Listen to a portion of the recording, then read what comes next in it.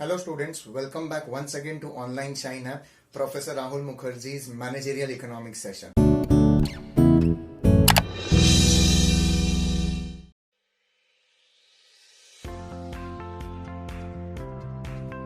I hope so you all are understanding the videos that I have already shared through Online Shine App on Module 1 as well as on Module 2, Chapter 1 and 2 already done. Demand for money, supply of money and inflation. So this is the third chapter and the last chapter in your module, that is Unit 2 of Managerial Economics friends, which is on monetary policy.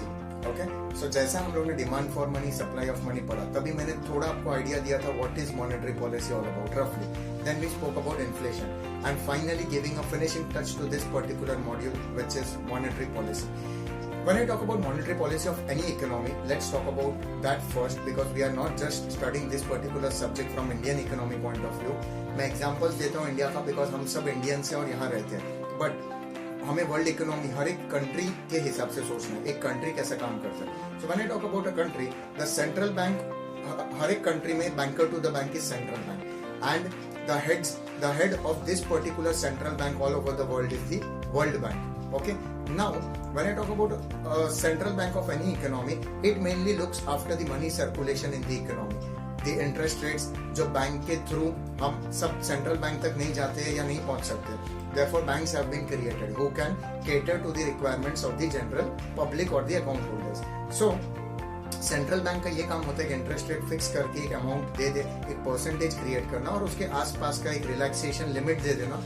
Banks उसके हिसाब से ही अपना percentage interest rates रखेंगे और public को loans offer करेंगे या deposits accept करेंगे. This is the main work of central bank, what they do, and finally they also have a control or regulation over the banks of that country. Now coming to India, so RBI, Reserve Bank of India, is the central bank of our country which looks after the monetary policy along with the finance minister and other top ministers of our country. When it comes to our monetary policy friends, I will always speak about the instruments of monetary policy, but before that let me tell you this monetary policy, that is repo rate, reverse repo, CRR, SLR, जब तक हम instruments पे आ जाते हैं, there are certain objectives why monetary policy is being handled और इसके जरिए, इसके थ्रू क्यों मनी सप्लाई को कंट्रोल किया जाता है.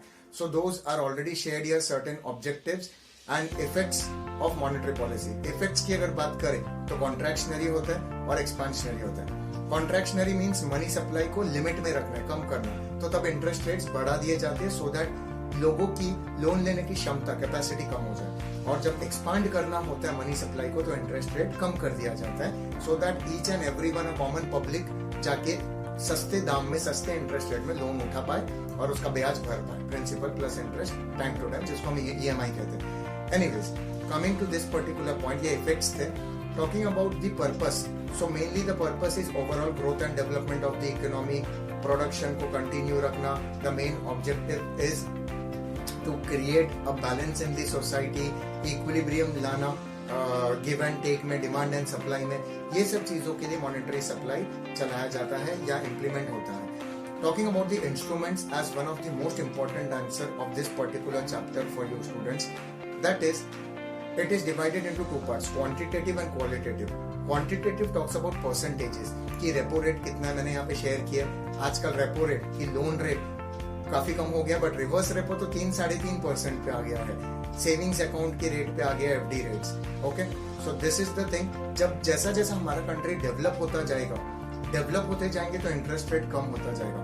आप कोई भी डेवलप्ड कंट्री का एग्जांपल ले लो, दे हैव 0% इंटरेस्ट रेट, या तो बैंक अकाउंट ओपन करने के लिए पैसा देना पड़ता है लोगों को. So this is the scenario. So क्योंकि मार्केट्स अच्छे चलने लगते हैं तो बैठे बिठाए पैसा नहीं मिलेगा फ्यूचर में. Therefore, if you want to get a personal suggestion, get into such things कि फ्यूचर में आपको लाभ मिले. आज ही कोई जगह पे बैंक्स में या रेप्यूटेड बैंक्स या गवर्नमेंट बैंक्स में इन्वेस्ट कीजिए या रेप्यूटेड कंपनीज में, जहाँ पे आप 10-20 साल या 30 साल के लिए फिक्स्ड अमाउंट आपको आता रहे. इन्वेस्टिंग है अमाउंट फिक्स्ड इंटरेस्ट रेट है, क्योंकि interest rates, fixed interest rates गिरने वाले हैं जैसे जैसे कंट्री डेवलप होगा. Talking about reverse repo is the deposit rate कि हमें कितना रिटर्न मिलता है. CRR is the next point in instruments, as you can see in my PPT and slides. CRR talks about cash reserve ratio कि security deposit के तौर हर एक bank को RBI, that is central bank के पास एक amount रखना पड़ता है. वो अराउंड 3-4% पे फ्लक्चुएट होता है. जब रातों रात अगर कोई बैंक बंद हो गई, बैंकरप्सी हो गया, तो वो पैसों से बोरोवर्स का पैसा या ड्यूज चुकाया जाता है। अपार्ट फ्रॉम दैट, जब मार्केट में money flow, money supply control करना होता है तो आरबीआई ये रेट को बढ़ा देती है। तो बैंक्स को ज्यादा पैसा रखना पड़ता है आरबीआई के पास, ऑटोमेटिकली लोगों को कम पैसा मिलता है टू टेक लोन, या वो लोन रेट महंगे हो जाते हैं। SLR is statutory liquidity reserve कि every bank has to invest around 23 to 27% of their business amount into government bond securities etc. इससे भी आरबीआई मनी कंट्रोल रखता है और जो हमारे इंपॉर्टेंट सेक्टर्स है उसके तरफ पैसों को इन्वेस्ट कराने में मदद लेती है आरबीआई। ओके, तो जब मार्केट में मनी सप्लाई या इकोनॉमी में मनी सप्लाई कंट्रोल में लाना होता है, ये रेट बढ़ा दिया जाता है। बैंक से पैसा पुल आउट करके कुछ एसेंशियल सेक्टर्स में इन्वेस्ट करवाए जाते हैं। एंड जब गवर्नमेंट या आरबीआई फील्स और central bank feels that it can, market में मनी सप्लाई कम है या डिमांड कम है या ऐसा पैंडेमिक सिचुएशन, जॉब्स नहीं है, तो it will reduce the rate of SLR, CRR, repo, reverse repo, so that the money supply increases in the economy. So this was about the quantitative instruments. Qualitative instruments आप देखोगे तो काफी theoretical है। Margin requirement, अगर मेरे पास 1 करोड़ का एक घर है और मुझे दूसरा घर लेना है, ये घर को मॉर्गेज रख के, तो इफ आरबीआई और central bank is of the view कि मार्केट में मनी सप्लाई बहुत हो गया, कम देना, तो वो मुझे 1 करोड़ के सामने 50-60% ही लोन देंगे, दैट इज 60 lakhs एक्सेट्रा। और अगर मार्केट में मनी सप्लाई बढ़ाना है तो मुझे 80% मार्जिन रिक्वायरमेंट रहेगा। So that is good. Apart from that you can see some more points here कि क्रेडिट कंट्रोल में रेगुलेशन लाना नहीं लाना, ये डिपेंड करता है मनी सप्लाई ज्यादा है या कम है। देन मॉरल ग्राउंड्स पे बैंक्स को सर्कुलर्स भेजना, नोटिसेस देना कि लोन पे थोड़ा कंट्रोल रखो, कुछ बड़े व्यापारियों को इतना लोन मत दे दो without any verification of documents या बिजनेस, कि वो लोन ना रिपे करके भाग जाए दूसरे कंट्री में। ऑलरेडी हमारे कंट्री में एनपीएस बहुत ज्यादा है, non performing assets of the bank, कि कुछ बोरोवर्स या कुछ लोग लोन लेते हैं बट पैसा नहीं भरते, डिफॉल्ट करके भाग जाते हैं या पैसा ही नहीं भरते, तो बैंक्स लॉस में जाती है। फाइनली जो बाकी होल्डर्स है उनका पैसा या तो इफेक्ट हो जाता है या बैंक रातों रात बंद हो सकती है, ये सब इश्यूज है। तो RBI has to keep control over all this factors and elements of the banks. Apart from this, if banks are not abiding by the rules or following the rules of central bank, so direct action will be finally taken. This was about the instruments of monetary policy, quantitative and qualitative. So main instruments यही है। और finally इसके बाद हम आ जाते हैं the last part of monetary policy, that how to manage things in this particular regards. Monetary management कैसे होना चाहिए कंट्री का। So one is demonetization was one of the measures जिससे ब्लैक मनी को कंट्रोल में लाया गया। Apart from that, if government wants to have proper control over money supply, it has to have proper records.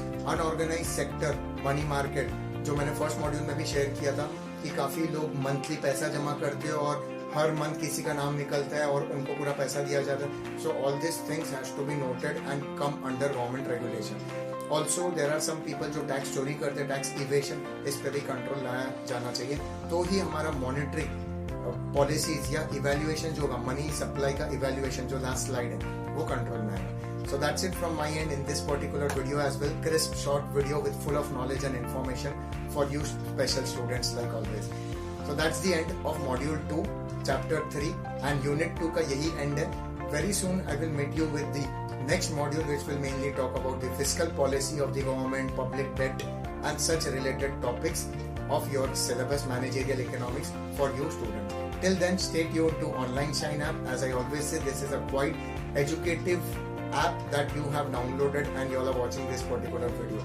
Okay, also subscribe to other subjects which will benefit you to make the concepts fit and confirm in your mind while attempting your exams, whether it is written exam, MCQ exam, online exam, offline exam, anything. This is going to help you to remember things very well and refer to it whenever you require again and again.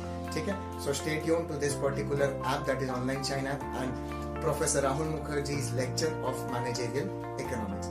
Take care of yourself and see you all in the next video in module 3, that is unit 3 and chapter 1 in the next video. Take care of yourself and study well. Refer the MCQs, go through the PPTs once again and watch the video. Bye bye.